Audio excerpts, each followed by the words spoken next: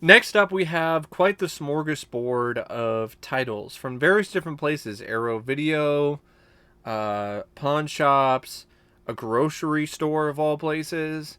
Yeah, and more titles from the three stores that I mentioned earlier that I went to for Christmas.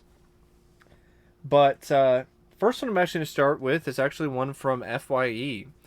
This is out of print. I was honestly really pleasantly surprised that this was even there. And because of my membership, I wound up paying a little less or around the normal retail price for this, which is a really good deal considering this is out of print. And it goes for at least double that price online. And that is the out of print steelbook release of Piranha from Scream Factory.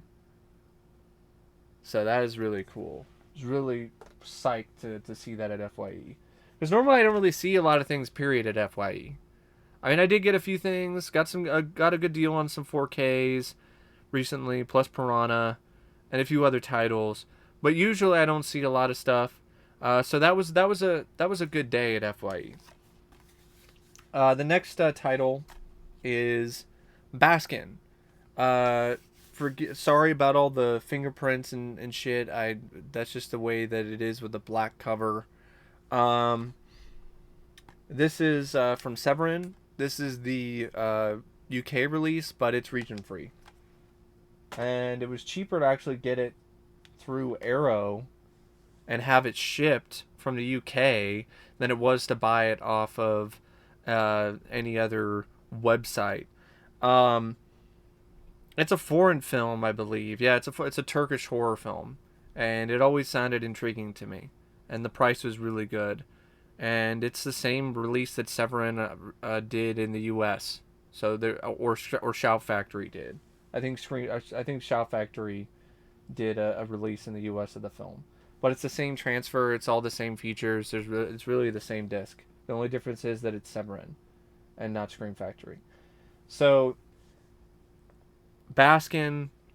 And speaking of Arrow Video, I did a video at one point where I said that you couldn't take part in their sales anymore if you're in the US, blah, blah, blah, blah, blah. I was way off. I was wrong about that because I just took part in their recent winter sale.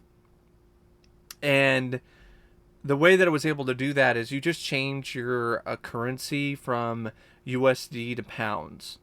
And then it'll allow you to be able to browse the titles that are for sale from the UK, and then you can import it. And so that was something that I was definitely off on. You can still do that. You can still order from arrow.com during their sales, and you can still take part in the UK deals. You just have to change some settings around.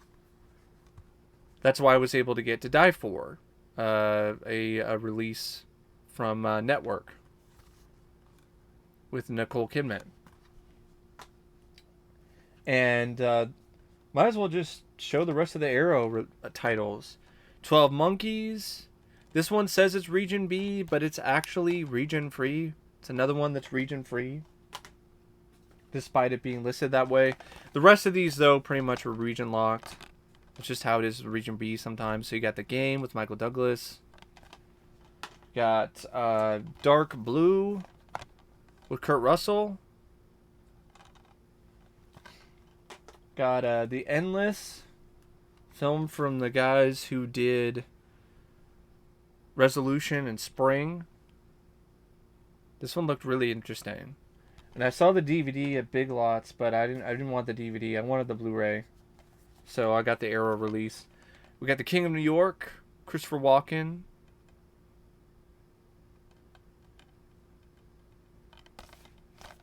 It's got the slipcover and everything. This is a really good release from Arrow. If you're a fan of this film, this is the definitive release to own of this movie.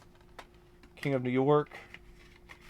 But just like with a lot of other Arrow titles, it is region locked.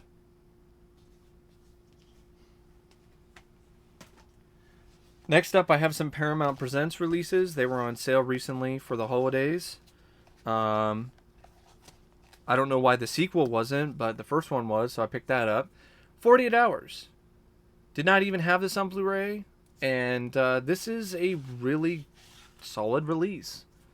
This is the best the film has ever looked, so if you're a fan of this film, I would highly recommend getting this someday for the right price, because it has a new 4K. Yeah, it's got a new 4K remaster. It looks really good. So that's 48 hours, and then I also got Ghost with Patrick Swayze, a film that I do have some nostalgic memories of because my mom and I used to watch it quite a bit on VHS. I even remember having to cover my eyes during the scene when Tony Goldwyn's character gets attacked by the shadow people. But as an adult, when I watch that scene now, I'm like, that's just laughable. Why was that ever scary to me? That actually looks like a pretty chintzy looking effect for a pretty large budgeted feature film from 1990. But you know, when you're a kid, you don't really have the same idea of context or any of that. So this is a upgrade over the other release, and I'm a really big Patrick Swayze fan, and this is one of his best. Even though it's a hard watch sometimes, not sometimes, it really is a hard watch because he's no longer around. Because that scene at the end when he goes up into heaven, I'm just getting kind of choked up thinking about it because in a lot of ways, it is a cinematic way to actually say goodbye to Patrick Swayze. Um, so yeah, that's Ghost. Then I'm gonna try to do a speed run through the rest of these. So we've got The Nice Guys, a film that I remember not being super big on the last time I saw it, but I want to give it another shot. And the Blu-ray was pretty cheap. I got it from Hamilton. Another Blu-ray that was pretty cheap from Hamilton is Mad Dog Time. This is, I think I don't know if it's out of print, but it is pretty pricey. It's definitely not $5.99 on Amazon. So this is Mad Dog Time from Olive Films. I think this was, yeah, I believe this was a box office bomb. It was a flop from 1996. But look at this cast. You've got Ellen Barkin, Gabriel Byrne, Richard Dreyfuss, Jeff Goldblum, Diane Lane, and you also have Kyle MacLachlan, Gregory Hines, and Burt Reynolds. Yeah, an insane cast for Mad Dog Time. And I also got Spring Breakers. I've heard about this movie. I'm curious about it. I'm kind of a sucker for these kind of wild, crazy movies. That's the reason why I watched At Zola, or what was that film called? God, I watched it. Oh, we won't stop or won't back down or something. Some movie about a bunch of party girls trying to be a stoner comedy, but for the female audience that I didn't think was that great. But yeah, I saw that.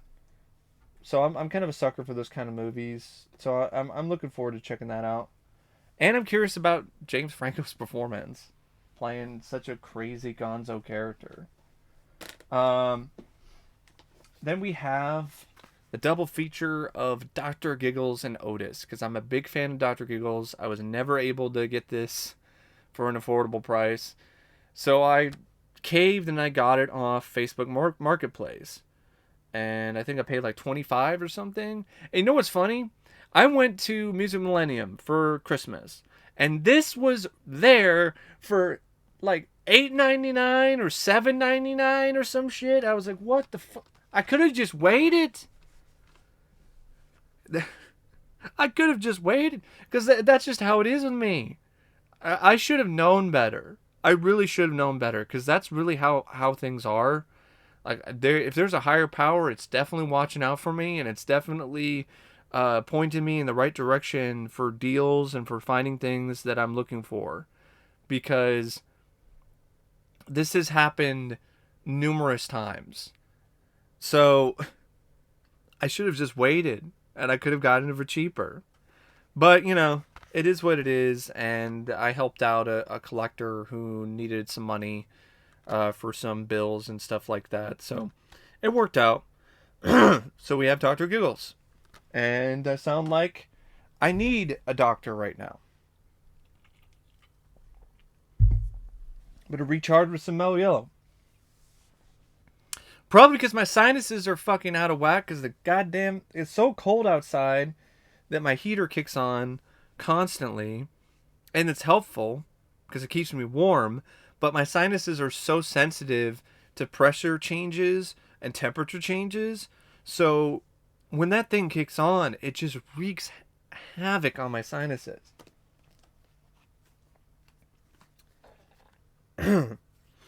Next title, guys, My Bloody Valentine 3D. I enjoyed this remake. I saw it in the theater. I actually forgot that I saw this in the theater. I don't know why, but I forgot about it until I watched some clips of this again. And then I was like, oh yeah, I did see that in the theater in 3D. And you know what? I got some really good news for those of you who have a 4K setup. You can still watch this in 3D. And it honestly looks the closest I've seen to the theatrical experience, at least without a 3D television. But, excuse me. The mellow yellow for you. It's a sweet elixir, but then it's also kind of not so sweet sometimes. But My Bloody Valentine 3D, you can watch it in 3D on a TV that's not 3D because it comes with anaglyph glasses, the red and the green, and the transfer is based around that. So you can still watch it in 3D, and it looks really good. I was really surprised. So My Bloody Valentine 3D. I only had it on DVD, so figured why not? It was cheap enough. Got this from, of all places, a grocery store called Big Lots.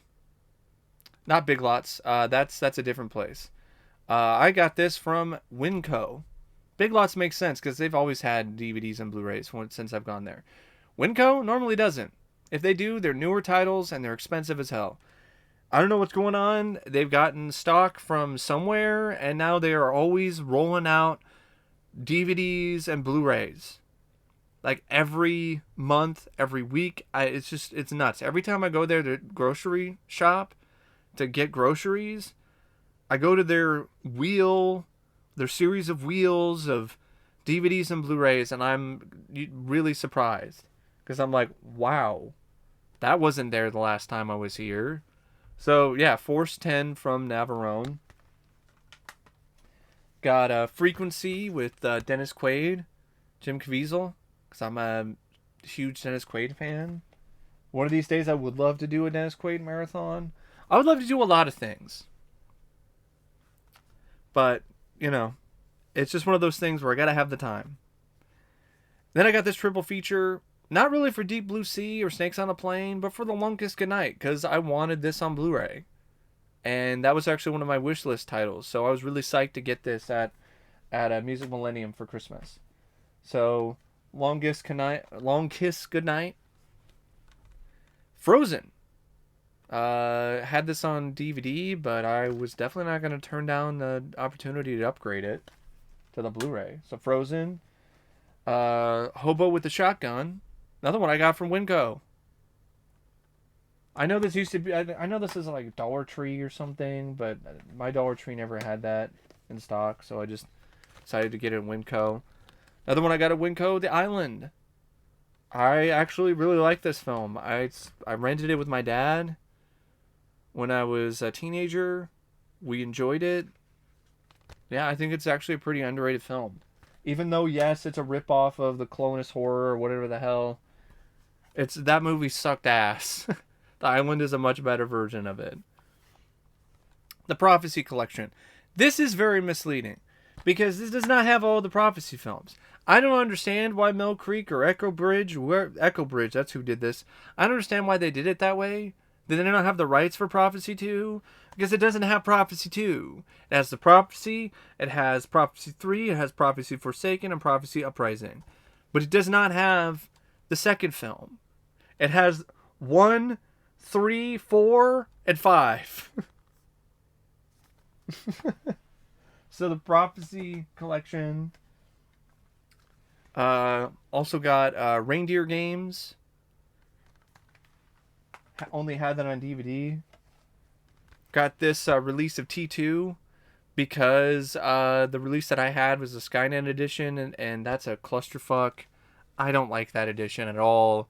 The transfer on this is actually a little bit better, and then on top of that, it has better audio because this has this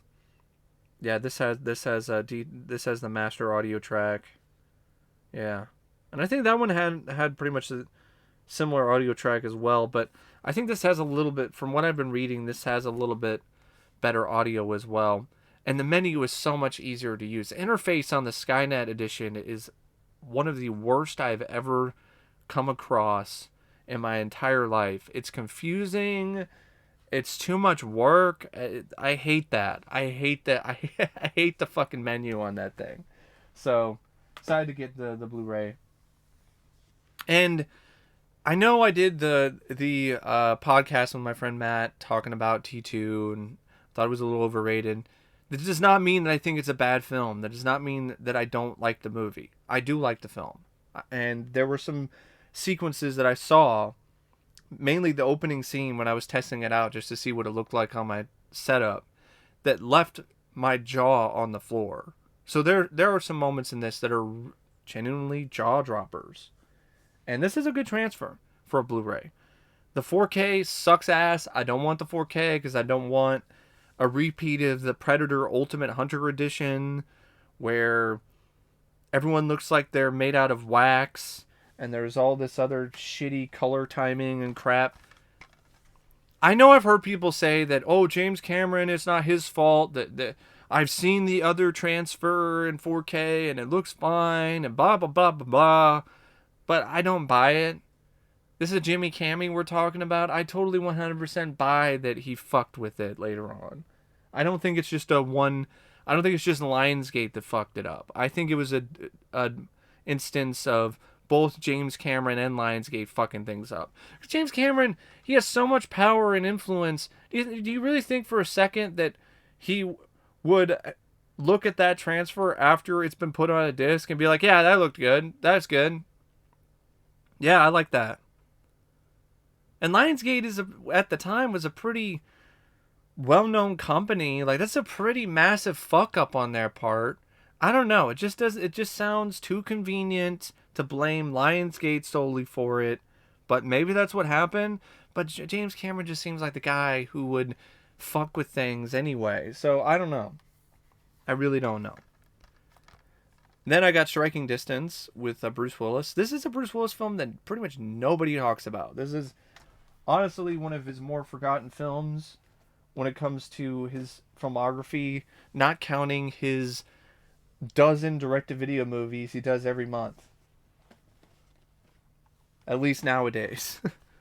He didn't used to do that every month, but like now it just seems like he's doing like a baker's dozen of fucking shitty direct-to-video movies. It's like he wants to one-up Steven Seagal. He's like, hey, Steven Seagal, anything you could do, I could do better. I'm gonna make even more shitty direct-to-video movies than you. Yippee-ki-yay, motherfucker. Next up is Arrow Video release Cinema Paradiso. Film I've heard a lot of good things about, just never really had a chance to see. Here we have Stargate, the 15th anniversary edition. I actually had this, but I didn't have the one with the slipcover, and the disc actually had kind of a scratch on it, so this actually turned out to be a good thing, rebuying it. Here we have Trigun, Badlands Rumble. I'm curious about this show, this anime. I don't have the complete series. I want to get the complete series. But this was on my wish list as another title that I got for Christmas. Good deal on it, too. It was only like $6.99 for the Blu-ray. Here we have the Magnificent Seven collection. Another Winco grab. Brand new box set. All 4 Magnificent Seven films. $9.99. Brand spanking new. And we have Overboard. Honestly, one of my favorite rom-coms. I really enjoy this film. The Blu-ray for years was just trash in terms of the transfer. Severin of all companies wound up releasing this and gave it a new 2K remaster. This I showed in my Harold and Kumar reviews, but yeah, this is another title that I picked up. 4-pack. I saw Beer Fest as well.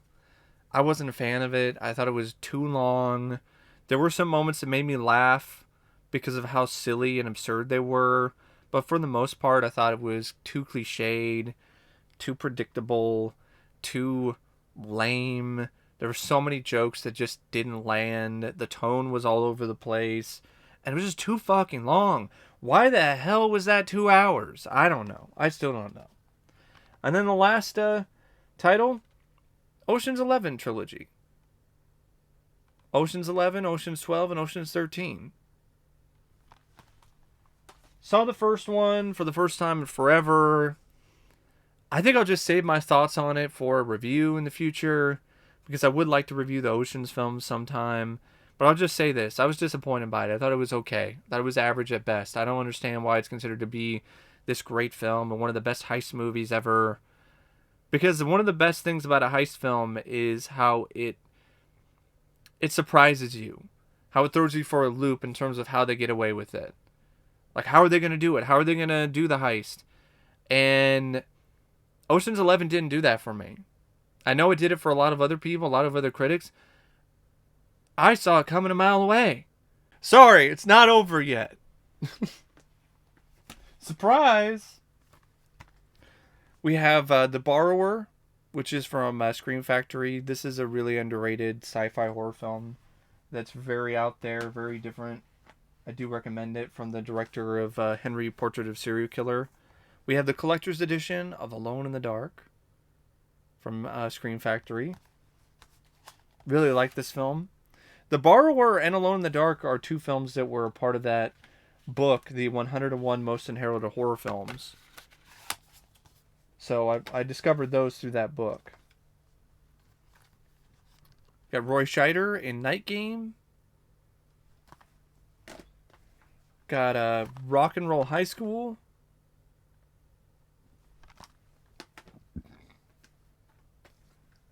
Have Dead Time Stories for the collection. I do like horror anthologies, although I've heard pretty mixed things about that, or pretty bad things about it. Enter the Dragon for the Bruce Lee collection. Only had this on DVD. This is also a paid request, so I will be reviewing this sometime soon. I know there was a newer release that I guess the transfer is better, but upconverted on my system, this looked pretty dang good, so I'm okay with this. Until maybe I might pick up the Criterion box set. But for right now, I'm fine with this because I really like this cover art. I've always really liked this cover art with the red and the poster.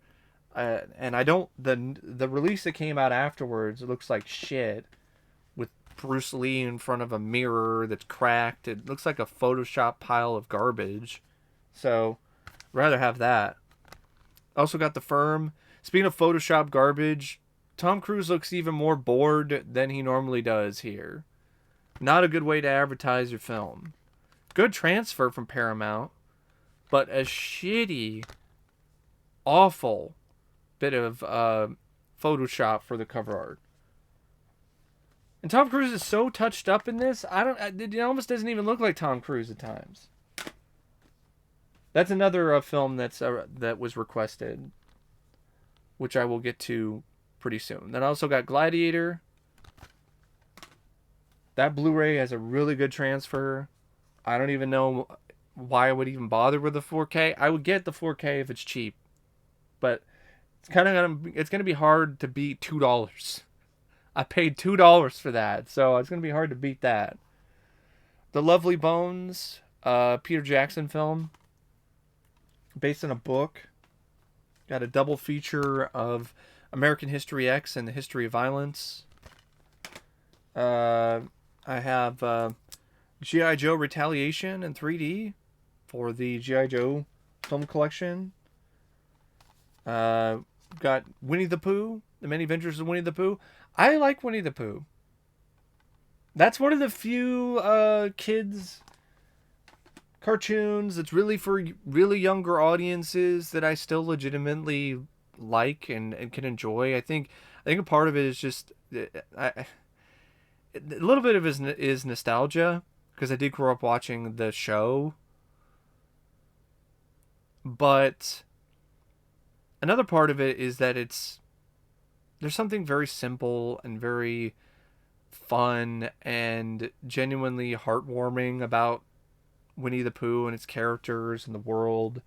It's something that you watch and it kind of helps you not have to worry about a lot of things. Like your worries kind of float away a little bit when you watch Winnie the Pooh because it's just so warm and well natured. And this is quite the contrast from Winnie the Pooh because I'm going to go right into full moon films. But okay, here we go. This is it though. Uh, there are not any more surprise stacks. So we have Mansion of the Doomed, another Full Moon. This is actually, I guess, the first film that Full Moon did. I got these because Full Moon had a recent flash sale that was really good, like a really good flash sale. So I got Lurking Fear, Sorority Babes in the Slime Ball Bowl-orama. And these are good transfers by Full Moon as well. Laser Blast, film that pretty much everyone is trying to remake, and honestly, every decade, it's insane. I really would not be surprised if sometime in the 2020s somebody would just do a straight up remake of Laser Blast and call it Laser Blast. Castle Freak, directed by Stuart Gordon, not starring Stuart Gordon. It's a little in joke for some people. Dr. Mordred and Master of the Unknown. This is Full Moon's Doctor Strange, and it's a riot. It's a lot of fun, mainly because of Jeffrey Combs and Brian Thompson. Remote, film I remember watching a decent amount of times as a kid, but I haven't seen it in forever. Another film I watched when I was a kid was Dragon World. I've honestly been trying to get this for a long time. I got the sequel. Yeah, there's a sequel. I think it's a sequel. Actually, it might be a sequel to something else. But I got this movie called Dragon World something, and I thought that it was this, but then I found out that it's not. It's something else. So when Full Moon announced this, I was like, yay, I get to finally rewatch this. It's been forever since I saw this last. I saw it on TV. I don't remember what channel it was. I saw it on TV. I remember liking it because there was a dragon. It was in Scotland. It was like an amusement park. I flipped through it a little bit though, and I'm like, I think some of it is going to hold up, and I think a lot of it's not going to, namely the little kid who is a really bad actor. But I'll gladly revisit that sometime, though, for nostalgia. And I also got Meridian. Full Moon's Beauty and the Beast. That's it. Now we are actually done with the DVDs and the Blu-rays. And I will also be doing... next up, I'm going to be doing a little bit of a Q&A based on some questions that were asked in a letter by Jonathan. But before I get around to doing that, I want to give a little bit of an update for those of you who have put in paid requests for the channel. I'm going to be getting around to those very shortly. In fact, I have a couple days off from work coming up, and I'm going to use that to catch up and watch a bunch of requests and record a bunch of reviews. So I will get those uploaded within the next few days or within the next week or so. I've not forgotten about them. I definitely am going to do them. It's just the past couple weeks at work, the schedule has been hectic. It's been insane. So now I finally have enough time and things are calming down. I'm also waiting for some titles to come in the mail, namely Wake and Fright and JFK. I ordered them off Amazon. They haven't come in yet, so I'm waiting for those. So there are some that might be a bit because I'm just waiting for them to come in the mail. The others, though, like The Firm, Enter the Dragon, stuff like that, I'm going to get around to very soon.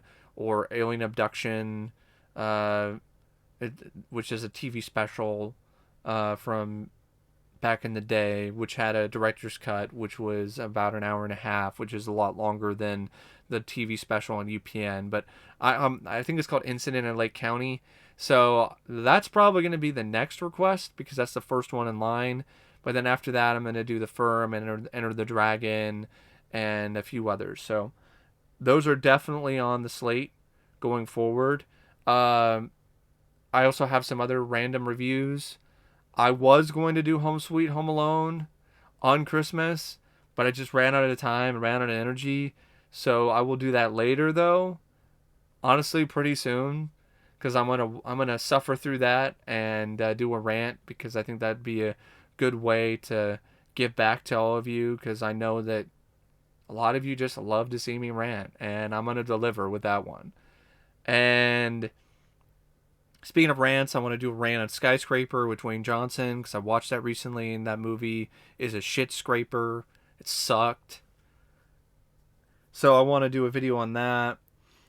And I want to do another Talking Cinema sometime, talking about some upcoming movie releases on Blu-ray and 4K, as well as some new trailers. And I want to do another installment in the DVD collection. So there's a lot of stuff that I want to do. There's a bunch of 2021 films I also want to do reviews of and watch. So I got some time off, so I'm going to catch up on 2021 films. I'm going to catch up on requests, and I'm going to go from there. So once again, thank you for all of your requests and all of your kind words. So now we are at the portion of the video where I am going to be answering some questions from the letter that was sent to me by Jonathan.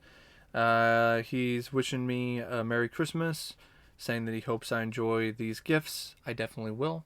Thank you once again for your generosity, and I hope that you had a Merry Christmas, and hope the new year is full of gifts and just wonder and just awesome stuff, because you deserve it, and so does anyone else who's watching this video. Talks about Forever Night, talks about Beauty and the Beast, talks about the final season, talks about Fritz the Cat, talks about BoJack Horseman, has a little bit where he talks about Ghostbusters Afterlife, talks about how it's decent but flawed, better than the 2016 film, but also has its issues, which I agree with most of what he has to say when it comes to the issues of the film. Definitely when it comes to having a new villain. Then he mentions about Nightmare Alley, Del Toro film. He's talking about who he doesn't look forward to Matrix 4.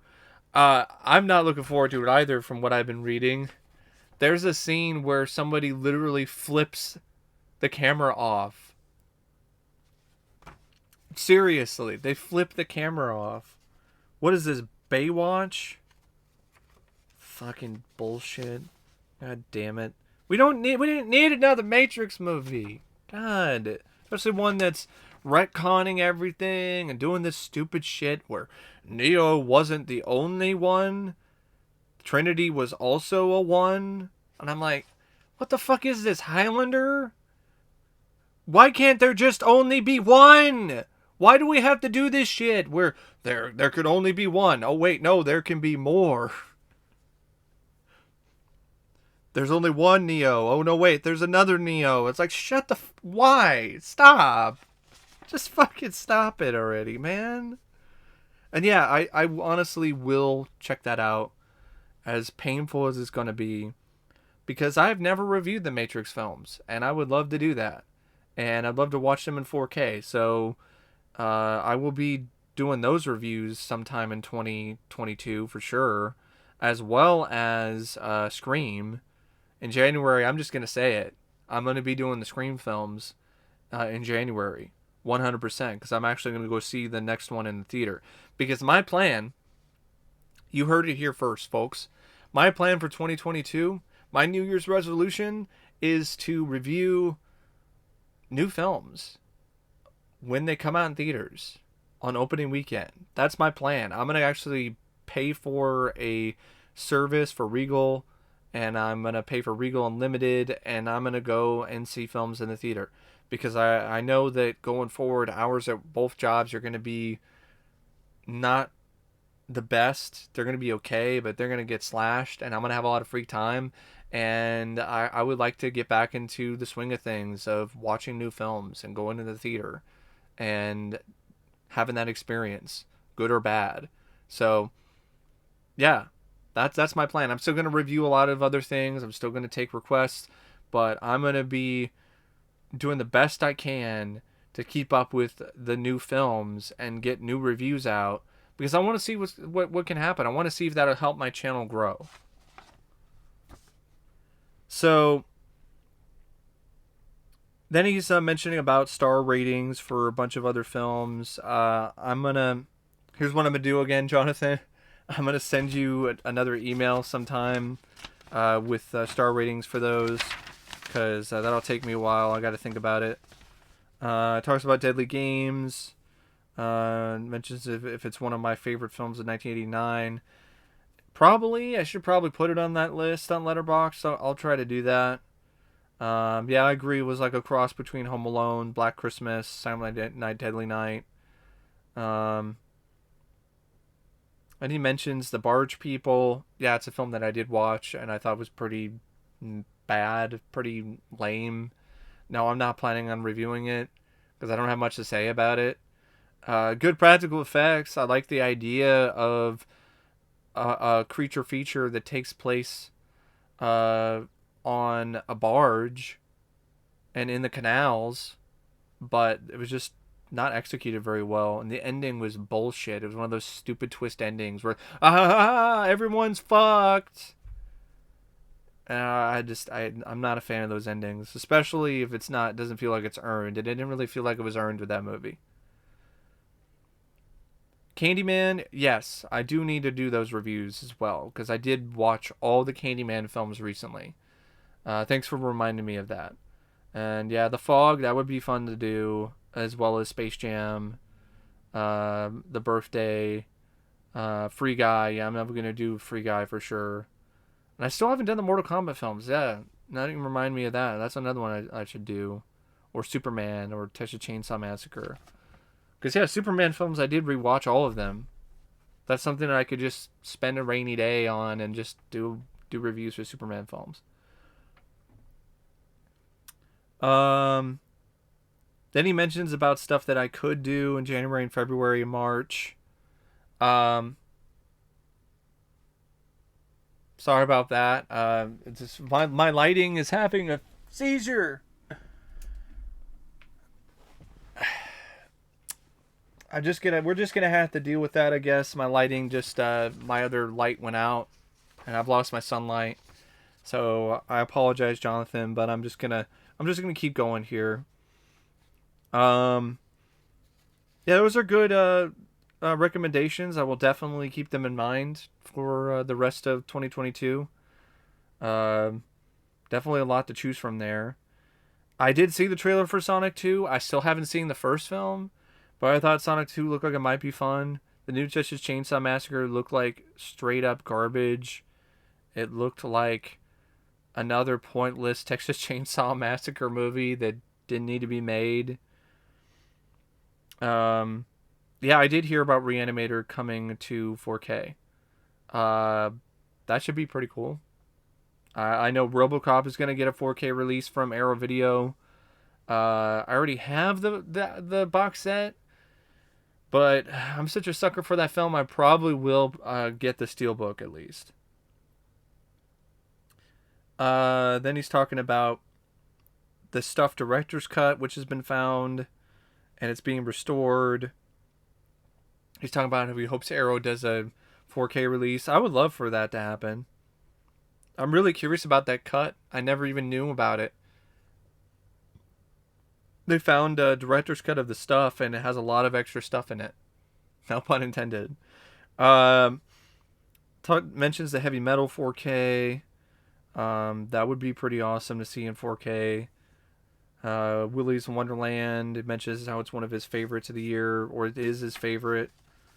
Yeah, watching RoboCock in the commentary was like having my scrotum in the nail and surfing the rainbow.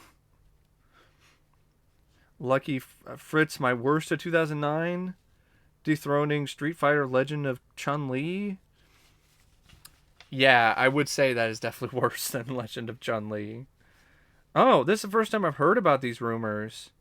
He says he heard rumors of a Poltergeist 4K coming next year for the 40th anniversary. I hope so. I really do hope that's the case. And I hope if that does happen, Steven Spielberg stops being such a fucking schmuck and lets people do interviews with the cast and the crew or have a commentary track. Can't have it with Tobe Hooper because he's no longer around. I just hope it's not bare bones again. If it's just the remastered print, I mean, I guess I could be up for that too because I love that film, and it would look really good in a 4K remaster because the Blu-ray, it's fine, but you can tell that it's definitely an older release, and the film could absolutely benefit from a new remaster. So I'm really hoping that's true. And yeah, I will get it. If it does come out, I will definitely get it. And that would be a good time to re-review the films. I was thinking about doing that sometime this year too, and I just didn't get around to doing it.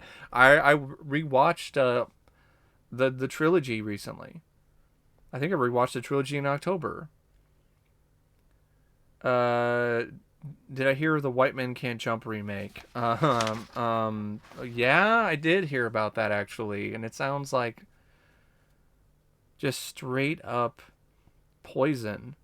Like, really sounds terrible. Like, I agree with you. It's instant box office poison. Phenomena in 4K.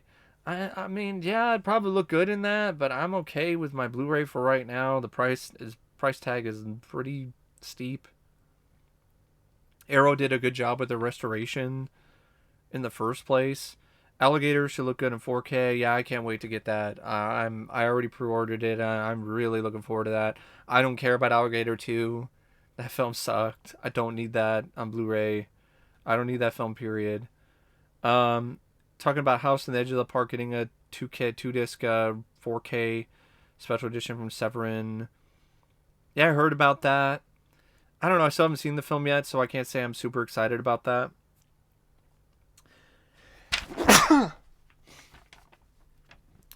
But so